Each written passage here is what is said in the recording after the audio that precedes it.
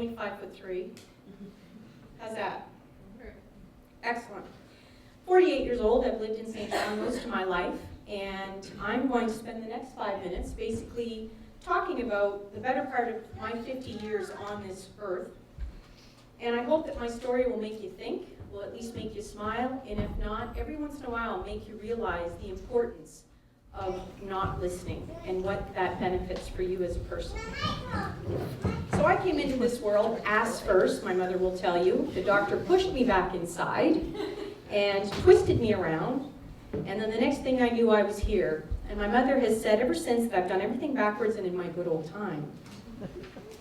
One of the first things I remember about not listening was I'm left-handed. I'm a natural left-hander, and so they took everything out of my right hand, or my left hand, and kept putting everything in my right hand. So I'm still a left-hander. Number one lesson of life, divorce. Why me? And my mother's answer was, why not? What makes you think you're so special that nothing bad will ever happen to you? And that was a big thing back in the 70s because divorce was rare. I got shunned. I lost friends. Parents thought divorce was contagious and I'd bring it to their house. So my biggest lesson was being different is not easy, but then again, sometimes that's not what you need in life. And as a result of that, I started changing the way I think about things. So I got kicked out of Brownies to my mother's dismay, and when I told her why, it was because I wanted to be a scout, and I wasn't allowed to do that because I was a girl. So when I said, why can't I be a scout? I said this over and over and over again, and finally she got so exasperated that she said, I'm going to ask. By the following year, I was allowed to be a scout. So, status quo. Don't be scared to question, even when you're only 8 years old. What you decide to do with that is totally up to you. By the time I was 13, I was being kept after school at least once a week because I was a horrible writer, and my French teacher made sure to tell me that on a regular basis. So, against her advice, I actually wrote and entered into a provincial writing competition and came first out of 4,700 kids.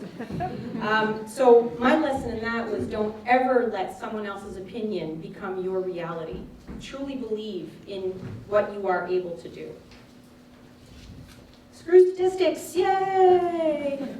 I got pregnant when I was 17, and as hard as I knew things were going to be in my life, I decided I wasn't going to be one of these statistics. So I graduated as valedictorian, even though I had an 8-month-old child. I graduated from college with a degree in chemical engineering technology. I have a fantastic job with the federal government. I've been there for 20 years. My 30-year-old is a flight attendant. My 25-year-old is a registered nurse. Career path. Yes, this is my mother's idea when I decided I was going into a male-dominated field. I was going to have to work twice as hard to always prove I was half as good. Luckily, I was hired by a feminist within the city of St. John. I was the first female to actually work at the wastewater treatment plant here in St. John. And his advice was, don't worry about it, rely on your brains. That's all you need to remember. Rely on what you know and prove with your ability that you belong here with us. And I stuck to that, and I still do to this day. Lesson number 4. Is this it? I went through a midlife crisis. Why? I had everything. I was educated, I had kids, I had a house, I was married. And then I realized I wasn't happy. And that's when it really became necessary to do something extremely selfish, which was lead a perfectly good marriage in many of my friends and family's opinion. That had huge, huge impact on everyone, including myself. But I realized I was responsible for my own life and my own happiness.